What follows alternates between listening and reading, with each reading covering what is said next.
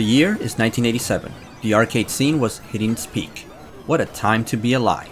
And if you frequented any of the arcades back then, you would most likely run into this gem right here.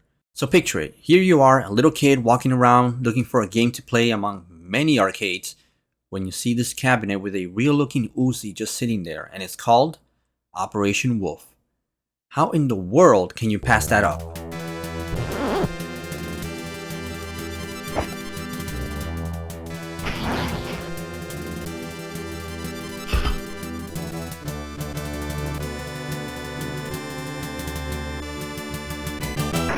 Operation Wolf. For those out there that were not around or did not get the chance to play this game in the arcades, it was not only a video game, it was an experience. You see, back then you had games like Outrun and Space Harrier with these immersive cabinets to bring that level of gameplay to new heights when you went to the arcades. Games like the 4-player Gauntlet cabinet, the super widescreen Ninja Warriors, god I love that game, and the 3-player Super Sprint cabinet that was tons of fun. So how could Taito bring that same type of experience to a gallery shooter?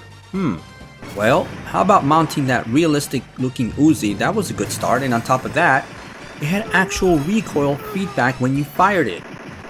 They put a little button on the side that was used to launch grenades or missiles or whatever it is that made everything within a small radius blow up. It was just awesome.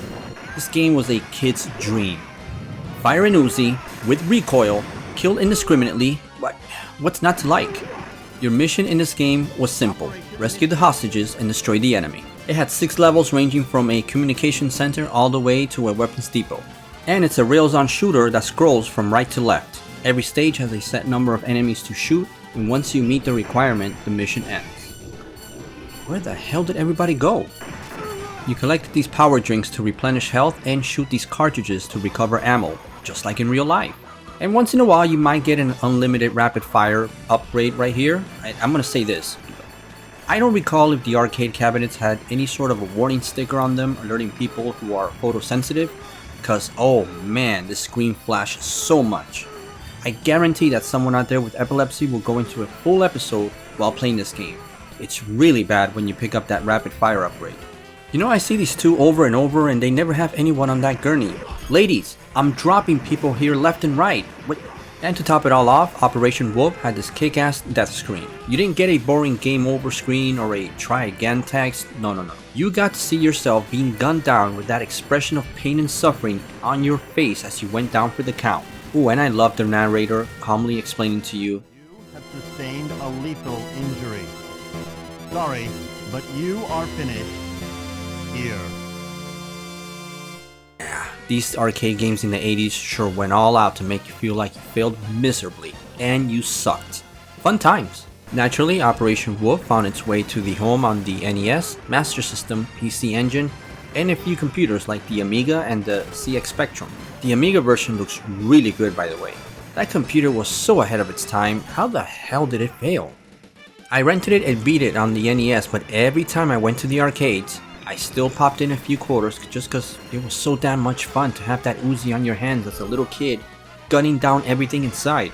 So much video game violence. Fun times. So naturally, after Operation Wolf's success, a sequel was released in 1988 called Operation Thunderbolt.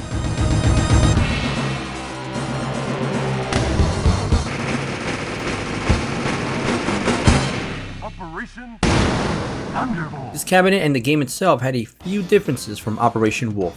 It now had a 2-player co-op, and the game now had a wonky looking 3D look to it as it had you progressing forward in the level as opposed to side to side. But it did have those regular horizontal scrolling levels like part 1. Is it me or does it look like Taito just didn't have the scrolling sprite engine fully finished when they released this game? Had they taken, I think, maybe 1 more year with it, it might have looked a little bit better, because even back then, this looked not good. Sega was doing it much better. Taito probably thought, let's just throw a ton of very generic looking enemies at an alarming rate, and maybe no one will notice because you're going to be too busy shooting and dying. The death screen on this one, not as good as Operation Wolf, but it still reminds you how much you suck as Roy sucks asphalt. Oh yeah, I forgot to mention, in this game we find out that the protagonist of the first game is named Roy Adams. Wow, was that info really necessary? And he is joined by his good friend Hardy Jones. The plot for this one was based on a film of the same name that was released in 1977 about a group of terrorists hijacking a commercial airline. Interesting. This time around, there are 8 levels in total, and the control scheme here is pretty much exactly as Operation Wolf. Shoot, throw grenades, die, rinse, and repeat. What I did notice on this one was the cleaner graphics on the horizontal scrolling levels, as well as the relentless barrage of enemies and knives and grenades being tossed at you like there was no tomorrow. Guys, let me breathe. It's like the head honchos from part 1 got together and said, you know what? I don't think we threw enough knives and grenades at Roy the first time around. Let's go ahead and do that this time. Operation Thunderbolt was also released for many computers of that time and even the Super NES. The cool thing about the Super NES port is that it was compatible with the Super Scope. And if by some astronomical odds you happen to own a mouse for it, you can also use it to play this game. After Operation Thunderbolt, we got Operation Wolf 3.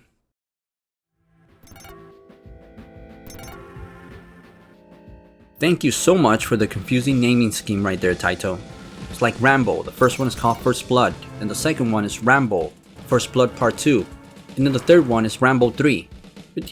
Somebody make up your mind. Unlike the first 2 games, this one was not developed by Taito, but rather East Technology, with Taito handling the publishing duties. It was released in 1994. A few notable changes here are the guns in the actual cabinet. They were now painted white. Gee. Thank you so much. So kids would not confuse them with real guns. Because there was a huge crackdown on making all these toy guns appear less real, even if they were attached to an 800-pound arcade cabinet. You could still mow down tons of real-life looking people in a hail of bullets, but that gun has to look fake. The game only has 5 levels and unlimited ammo. The way the game handles this is that if you run out of magazines, your shooting rate will slow down considerably, but you can still shoot. But one of the biggest changes here is the digitized graphics, which was a huge thing in the arcades back in the early to mid 90s. Terminator 2 Judgment Day really brought the digitized craze to the shooters in the arcades, which led to games like Revolution X, and then this one, among others. The story for this one is really dumb. An evil group known as Skull has taken over an island and have access to nuclear weapons. Naturally, what are we gonna do? We're gonna send some cool looking people with sunglasses to deal with this, just like in real life. One is called Agent Hornet, oh god, and the other, Queen Bee. The graphics here are a mess. They all look like a mishmash of grays and even more grays. On top of that bland graphics is that there is a jittery looking scrolling, barely visible parallax, and what is available, it is done poorly. Even the enemies look so generic, regardless of the level that you're on. At least in Operation Wolf and Thunderbolt, they had more color, more character to them, even if they did repeat themselves. I mean, let's take a look at a side-by-side screenshot of each of the titles, and you tell me which one looks better. Not exactly the best entry in this franchise. This one feels like it was rushed. A lot. And so we get into the last entry for this franchise, Operation Tiger.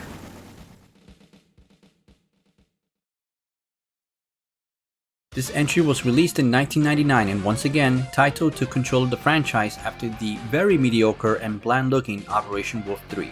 This one took the franchise into the 3D polygon world, one that had been on fire for some time with the likes of Virtual Cop, Time Crisis, and House of the Dead. The story for this one is much better than that monkey-written drivel that was Operation Wolf 3. Some country begins to invade a neighboring country and the world dispatches a national military force to try and de-escalate the situation. The aggressing country threatens to use chemical weapons if the world countries do not recall their forces away. So, a team of 7 soldiers are dispatched in secrecy to eliminate the chemical weapons. But all communication is lost with them. Lucky for you, you are one of those 7 soldiers and the game starts with you about to be interrogated until a female soldier saves you and flies away. Yeah, she looks like she flies away. So this is where the game starts off. There are only 6 levels in total, but this title introduces the option to choose branching paths at certain points in the game. At least this gives it a little bit more replayability. The unlimited ammo from part 3 feature, that's gone as well, but the enemies do drop so many magazines and rockets that ammo, it's something that you're never gonna have to worry about in this title. The cover mechanic found in games like Time Crisis and Virtual Cop, it's not present here. I don't know why. That would have added a bit more to the gameplay, especially since it's only 6 levels long. Looking back at it now, it hasn't really aged too well when compared to the other titles in this franchise, especially with these real janky looking polygons and enemy characters. But it does seem to be fun. Unfortunately, couldn't get my MAME emulator version to play it for some reason, even though the version says it should work. Just recently, as a year or so back, a working ROM set of Operation Tiger's second mission was found, allowing some out there running actual Taito hardware play this Japanese only released title that was considered lost to history. I will put the link to the channel that shows this title and its playthrough in the description area. After Operation Tiger, the franchise would fall silent for 24 years, before it finally got a revival with Operation Wolf Returns. This title was released in July of 2023 and developed by Virtualis Gaming and published by Microids. It goes for a cartoony feel, which for some reason, you know what, it feels right for this franchise. Not sure why. Definitely does set it apart from the countless other shooters out there that go for a more realistic approach. They also kept the on-rails mechanic, which is true to the original, but some out there might scoff at the fact that it's not more of a free roaming experience, considering it's on newer hardware with more possibilities. This is one I might purchase sometime down the road since it does look fun. Maybe when it goes on sale, or maybe comes to Game Pass? Operation Wolf, the franchise, lives on, and for those out there that were lucky enough to experience it in the arcades, it was truly memorable. Part 1 came to the arcades at a time when that scene was hitting its peak, and the interactive aspect of going to the arcades was being constantly evolved by the companies behind all these amazing games. This meant, as a kid, you could go to the arcades and drive a car, race a motorcycle, fly an F-14 into battle inside a moving cockpit, and yes, even handle a gun. Thanks to that alone, Operation Wolf was more than just an on-rail shooter gallery title. It was a worthy member of that entire arcade experience.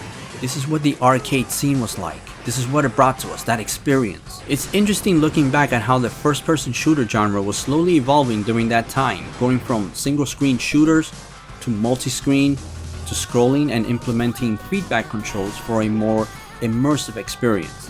The next step was into 3D realm, or in the case of Wolfenstein 3D, semi-3D. Now, how many out there played any of the titles in this franchise? What was your experience with Operation Wolf, or any of the other ones? Share with us all and see you in my next video. Until then, keep watching and keep playing.